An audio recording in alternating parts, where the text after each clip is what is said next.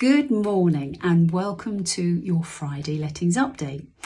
Today I'm going to be going through some quick ideas about how you could improve the capital asset value of your property and by default improving the rental. This has come about because we've been discussing how to put a home office in a garden, not an updated shed, but basically a proper home office meant for the purpose.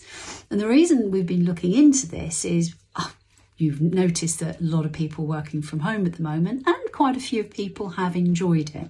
But secondly, Rightmove had said that by having a home office or a garden room in the property increases the sales value by around about 5%. So we thought we'd look at some other things that you could do.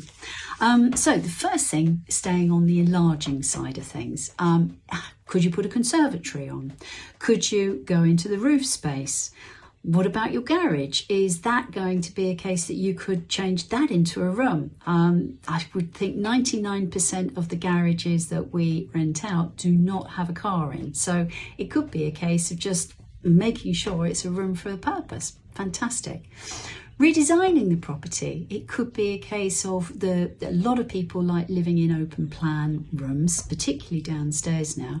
So if you could take out the wall in between the kitchen and the living room, you'd end up with visually a larger space, but also a lighter space, which makes a huge amounts of difference from the point of view of when people are coming to look at it, but also when people are coming to rent it and live in it. Staying on the subject of light, if you've still got fluorescent tubes in your kitchens, changing down to downlighters, putting LED units in where the bulbs can actually be taken out, that would be a great thing to do. The other thing is plumbing or replumbing. Have you got a bathroom that's next to a decent sized master bedroom? If that's the case, you've got everything in place to put an ensuite.